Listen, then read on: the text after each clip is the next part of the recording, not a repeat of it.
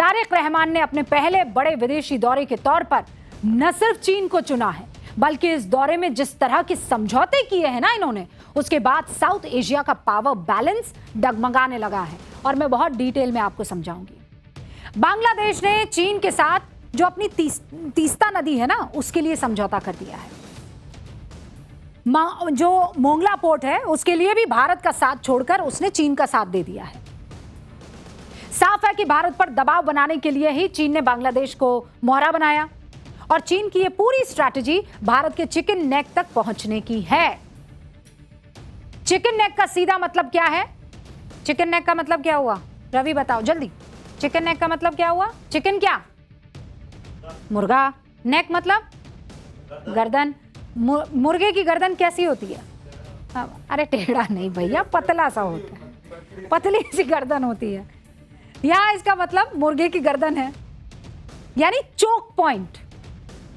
मतलब दो जगह एकदम खुली खुली है और फिर वो उसे बॉटल नेक भी कहते हैं। बहरहाल तो ये वो कॉरिडोर है, वो रास्ता जो भारत के 8 उत्तर पूर्वी राज्यों को देश के बाकी हिस्सों से जोड़ता है। अब मैं जरा आपको समझाती हूं कैसे। ठीक है? ओके है? हाँ ठीक है। अब जरा ये देखिए, ये वाला जो इलाका आपको इस वक्त दिखाई दे रहा है, ठीक है, ये नेपाल आ गया और ये चीन आ गया और ये भारत के बाकी जो 7 सिस्टर्स है ना, ये वो वाला इलाका है। ठीक है, तो ये है वो चिकन नेक। अब इसकी जो चौड़ाई है ना, वो चौड़ाई कितनी है? 22 किलोमीटर की। 22 किलोमीटर की चौड़ाई है और इसकी जो लंबाई है वो कितने की है? ये है 200 किलोमीटर। और ये है वो तीस्ता नदी, देख रहे हो आप, यहां से होते हुए जो आ रही है। अब यहां कहीं वो इलाका है जहां पर चीन को कहा है कि भाई हमारे तीस्ता नदी में बड़ा गादा और बड़ी मिट्टी और वो सब जो है आ रहा है, तो आप इधर आकर, मतलब चीन इधर आए और यहां पर इस नदी को ठीक ठाक करे, अपने कंट्रोल में ले ले। इस कॉरिडोर में बिहार का कुछ हिस्सा भी आता है, किशनगंज का इलाका है, और पश्चिम बंगाल का भी कुछ हिस्सा आता है, जिसमें उत्तर दिनाजपुर, जलपाईगुड़ी और सिलीगुड़ी का इलाका है। ठीक है, अगर इस कॉरिडोर पर अटैक हो जाता है तो भारत के बाकी हिस्सों का जो कनेक्शन है 8 सिस्टर्स वो टूट जाएगा। नॉर्थ ईस्ट से कनेक्शन पूरी तरीके से कटने का सीधा खतरा बढ़ जाता है। अब इसी चिकन नेक कॉरिडोर के बिल्कुल करीब से होकर ये तीस्ता नदी जाती है। ठीक है, इसको जरा क्लियर करना है। क्लीन करें।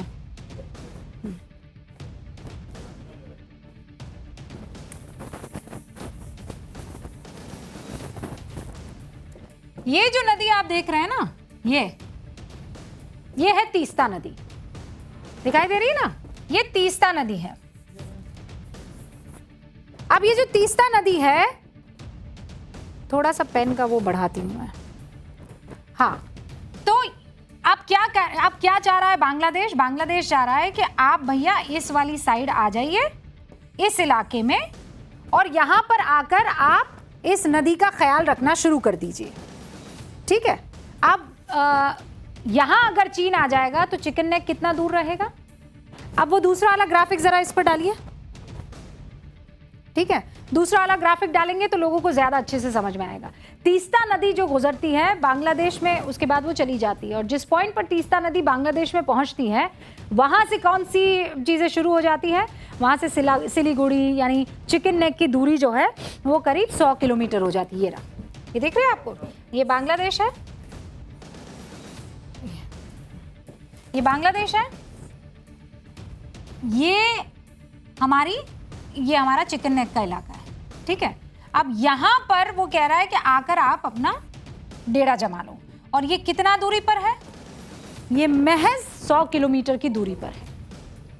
अगर चीन आ जाता, चीन तो वहां ऊपर की तरफ है, लेकिन अगर बांग्लादेश के इलाके में वो आकर यहां खड़ा हो जाता है तो हमारे चिकन नेक से उसकी दूरी हो जाती है केवल 100 किलोमीटर, और ये खतरनाक है। बांग्लादेश ने चीन को तीस्ता नदी परियोजना में सीधी एंट्री दे दी है। चीन ने बांग्लादेश के साथ मिलकर बहुत चालाकी से यह समझौता कर लिया है। समझौते के मुताबिक चीन तीस्ता नदी से गाद निकालने में मदद करेगा, नदी के वाटर मेंटेनेंस का काम करेगा। अब समझौता तो ये ऐसा ही दिख रहा है, लेकिन असल बात क्या है? तीस्ता नदी की सफाई नहीं है, चिकन नेक पर नजर है। 100 किलोमीटर करीब तक पहुंच जाने की उसकी चाहत है। चीन ने बड़ी होशियारी से भारत को घेरने का एक और प्लान बांग्लादेश के साथ मिलकर तैयार किया, मोंगला पोर्ट। बांग्लादेश ने चीन से हाथ मिला लिया। भारत के लिए यह बेहद अहम बंदरगाह है। जो समझौता हुआ है उसके मुताबिक मोंगला पोर्ट को चीन की मदद से बागेरहाट में 110 एकड़ जमीन पर विकसित किया जाएगा। पहले इस जमीन को इंडियन इकोनॉमिक जोन के लिए दिया गया था, लेकिन अक्टूबर 2025 में मोहम्मद यूनुस की अंतरिम सरकार ने हाथ वापस खींच लिए थे। अब चीन ने बड़ी चालाकी से मोंगला पोर्ट को लेकर तारिक रहमान के साथ समझौता कर लिया। बांग्लादेश ने China road and bridge corporation के साथ एक और समझौता किया है। अब अगर आप यह सोच रहे हैं कि भारत के लिए तो यह बहुत ही मुश्किल की घड़ी आ गई, फिर तो असम के सीएम हिमंत बिस्वा शर्मा ने एक ट्वीट किया है, उसे देखिए। सीएम हिमंता ने बांग्लादेश के एक तस्वीर ट्वीट करते हुए लिखा है कि बांग्लादेश के पास भी अपने 2 चिकन नेक है और दोनों से कहीं ज्यादा असुरक्षित है ये दोनों हमारे वाले से। उन्होंने लिखा, पहले चिकन नेक जो है वो 80 किलोमीटर लंबा नॉर्थ बांग्लादेश कॉरिडोर है। यहाँ कोई भी रुकावट पूरे रंगपुर डिवीन को बांग्लादेश से बाकी हिस्सों से पूरा अलग कर सकती है। और दूसरा 28 किलोमीटर लंबा चटगांव कॉरिडोर है जो दक्षिण त्रिपुरा से बंगाल की खाड़ी तक जाता है। ये कॉरिडोर बांग्लादेश की आर्थिक राजधानी और राजनीतिक राजधानी के बीच एकमात्र संपर्क मार्ग है। तो बांग्लादेश ये ना समझे कि चीन को लाकर उसके दिन मीठे मीठे हो गए हैं। हमें पता है चीनी कम करना। इस ट्वीट का सीधा मतलब है कि भारत भी हाथ पर हाथ रखकर नहीं बैठा है। भारत के हाथ पहले ही बांग्लादेश की गर्दन पर है। दूसरी तरफ पीएम मोदी ने चिकन नेक को पहले ही अभेद किला बना दिया है। अगर बांग्लादेश की मदद से चीन ने चिकन नेक की तरफ देखने भर की हिम्मत की तो भारत ने भी गर्दन दबोचने की तैयारी कर रखी है। अतिशयोक्ति नहीं है। भारत का त्रिशक्ति कोर, जिसका मुख्यालय सिलीगुड़ी के पास सुकना में है, वो सिलीगुड़ी कॉरिडोर की सुरक्षा देखता है। T-90 टैंक युद्ध का अभ्यास यहां होता रहता है, जो ऊंचाई और नदी वाले इलाकों में तैयारी कर चुके हैं। इंडियन एयरफोर्स का हाशिम आरा बेस चिकन नेक के बेहद करीब है, बांग्लादेश बॉर्डर से सिर्फ 80 किलोमीटर की दूरी पर। रफाल और ब्रह्मोस तैनात हैं यहां पर। एयरफोर्स के बाकी लड़ाकू विमान यहां पर हैं। भारत ने इस पूरे इलाके में आधुनिक एयर डिफेंस सिस्टम लगाए हैं, जिसमें S-400 से लेकर स्वदेशी आकाश तक शामिल है। आप अभी तक ये समझ गए होंगे कि चिकन नेक ये वो रास्ता है जो भारत के पूर्वोत्तर राज्यों को जोड़ता है। भारत इस चिकन नेक की सुरक्षा किस तरीके से कर रहा है ये भी समझ गए। लेकिन सिर्फ ये नहीं है, इस रास्ते से नॉर्थ ईस्ट की कनेक्टिविटी को भी मजबूत किया जा रहा है। आप देखिए कि चिकन नेक से होकर 40 किलोमीटर लंबा जो अंडरग्राउंड रेलवे कॉरिडोर बन रहा है, उसकी योजना तैयार है। यह अंडरग्राउंड हिस्सा पश्चिम बंगाल के 10 माइल हाट और रंगपानी रेलवे स्टेशन के बीच बनने वाला है। अंडरग्राउंड ट्रैक, जमीन के नीचे लगभग 20 से 24 मीटर की गहराई, उस पर बिछाया जाने वाला यह ट्रैक। हाई स्पीड कॉरिडोर शुरू कर दिया जाएगा। दिल्ली से बंगाल तक होगा वो। तो जिसको ये लग रहा है कि वहां बिठाकर चिकन नेक पर नजर रखी जाएगी, तो तुम तो यहां देखोगे और वहां केवल गर्दन नहीं, पूरा शरीर हथिया दिया जाएगा। लेकिन देखिए, जिन्होंने रामलला के साथ गद्दारी की है उनको इस देश में बख्शा नहीं जाना चाहिए। और जब तक ऐसा कुछ होता रहेगा, हम यहां न्यूज़ की पाठशाला में आपको खबर पहुंचाते रहेंगे, क्योंकि रामलला के साथ गद्दारी ये देश तो नहीं बर्दाश्त करेगा। अब पाठशाला में आगे बढ़ के सोशल साइंस की क्लास, जिसमें हम आपको बताएंगे एक देश है, एक संविधान है, तो यूसीसी में रुकावट क्यों होनी चाहिए? क्या वोट के लिए अंबेडकर की सोच के खिलाफ खड़ा है विपक्ष? महिला विधायक की महिला विरोधी सोच का एक्सरे भी आपके सामने रखूंगी। देश में अचानक फिर से यूसीसी यानी यूनिफॉर्म सिविल कोड पर सियासी तलवारें खिंच गई है। और ये तलवारें आप पूछ सकते हैं क्यों खिंची भैया अचानक? क्योंकि एक साथ महाराष्ट्र में, छत्तीसगढ़ में, मध्य प्रदेश में और अब पश्चिम बंगाल के राज्य सरकारों ने यूसीसी लागू करने के लिए पुख्ता कदम उठा लिए हैं। वो कैसे उठाए हैं? महाराष्ट्र में क्या हुआ? गृह राज्य मंत्री योगेश कदम ने यूसीसी के अध्ययन के लिए रिटायर्ड जज की अध्यक्षता में समिति बनाने का ऐलान कर दिया है। छत्तीसगढ़ में क्या हुआ? यूसीसी की स्टडी, सुझाव और ड्राफ्ट तैयार करने के लिए 5 लोगों की उच्च स्तरीय समिति बना दी। मध्य प्रदेश आइए, वहां पर यूसीसी के लिए आम लोगों का सुझाव इकट्ठा करने की शुरुआत कमेटी ने कर ली है। अब पश्चिम बंगाल आइए, नए नवेले मुख्यमंत्री शुवेंदु अधिकारी यूसीसी लागू करने के लिए जरूरी प्रोसेस शुरू करने का उन्होंने कर दिया है ऐलान। तो हुक्म, इन 4 राज्यों के अलावा उत्तराखंड, गुजरात, असम यूसीसी पहले ही लागू हो चुका है। गोवा की आजादी के वक्त से ही यूसीसी लागू होने की आप सच्चाई जानते हैं। अब ध्यान से सुनिएगा, जिन राज्यों में यूसीसी लागू हो चुका है या लागू करने का प्रोसेस शुरू हो गया है, वो सब के सब कौन से राज्य हैं? ये जो कलर दिखा रहा है वो क्या बताता है? ये कौन से राज्य हो गए सारे? यहां पर है बीजेपी की सरकार, और विपक्ष को ये कतई मंजूर नहीं है। विपक्ष को लगता है कि बीजेपी अपने एजेंडे को बढ़ाने के लिए यूसीसी लागू कर रही है। टीएमसी के स्वागत बाबू कह रहे हैं, आप उनका बयान सुनिए। Uniform civil code is part of the communal agenda of the BJP. At the time of constitution making, it was assured by Pandit Jawaharlal Nehru that uniform civil code will be introduced only when the Muslim society accepts it. स्वागत बाबू कह रहे हैं कि क्योंकि पंडित नेहरू ने मुसलमानों से वादा किया था, इसीलिए यूसीसी लागू नहीं होना चाहिए। अब पंडित जी ने क्या वादा किया था वो तो स्वागत बाबू बता सकते हैं या कांग्रेस बेहतर बता सकती है, लेकिन संविधान क्या कहता है और कौन सा वादा करता है वो न्यूज की पाठशाला में हम आपको बताएंगे। लेकिन उससे पहले आपको यूसीसी क्या है उसके बारे में बता दें। यूसीसी क्या है? Uniform civil code. हिंदी में क्या कहते हैं? समान नागरिक संहिता। इसका मतलब क्या है? इसका मतलब यह है कि हर नागरिक के लिए समान कानून। पर इस देश में ऐसा है क्या? सबके लिए समान कानून है? नहीं है? है क्या है? नहीं है? है? यही कंफ्यूजन है। देखिए, क्रिमिनल लॉस तो सबके लिए एक है, सबके लिए। अगर कोई चोरी करेगा, डाका डालेगा, कोई भी क्रिमिनल एक्टिविटी करेगा तो उन सब के लिए तो एक कानून है हमारे यहाँ।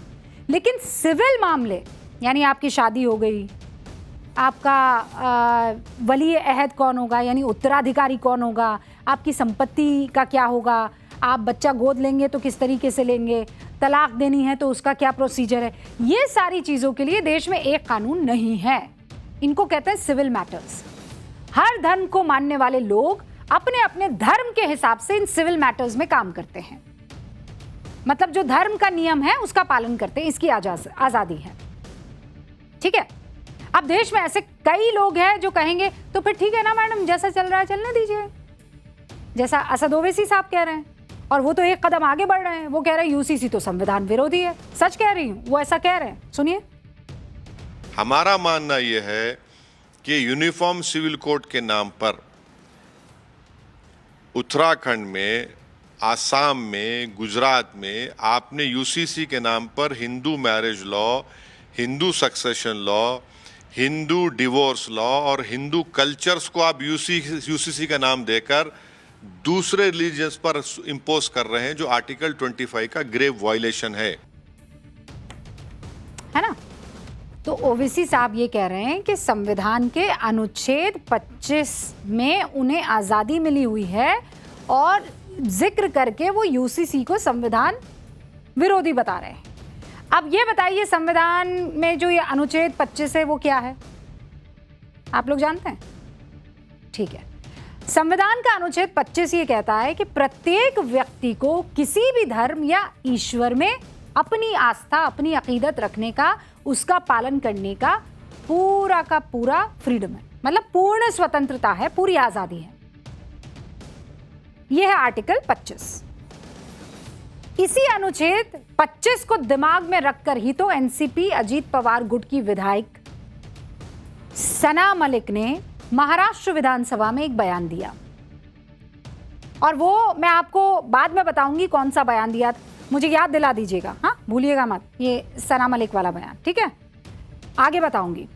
लेकिन ओवैसी और सना मलिक जैसे जितने नेता हैं उनको संविधान का अनुच्छेद 25 तो याद रहता है। कौन सा याद रहता है? अब जरा नोट पैड पर जाएंगे। क्या रहता है संविधान का?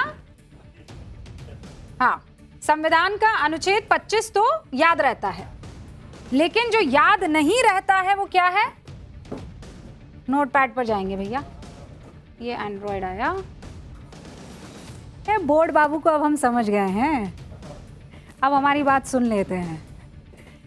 हाँ भाई, तो क्या बताया मैंने आपको?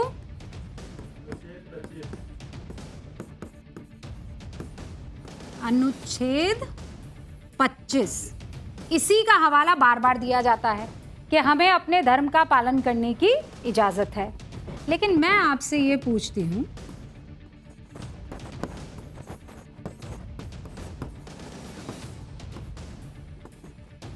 ये कौन सा अनुच्छेद है?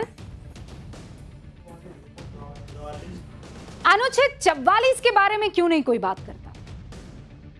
ऐसा तो नहीं हो सकता कि असद साहब को 25 याद है लेकिन 44 याद नहीं है। अनुच्छेद 44 में क्या लिखा है जानना चाहेंगे? बताइए। राज्य भारत के पूरे क्षेत्र में नागरिकों के लिए एक समान नागरिक संहिता सुनिश्चित करने का प्रयास करेगा। ये मैं नहीं कह रही हूं, ये संविधान का अनुच्छेद 44 कह रहा है। राज्य भारत के पूरे क्षेत्र में नागरिकों के लिए एक समान नागरिक संहिता, ये कह रहा है, एक समान नागरिक संहिता। इसका मतलब क्या हुआ? एक समान नागरिक संहिता का मतलब क्या हुआ?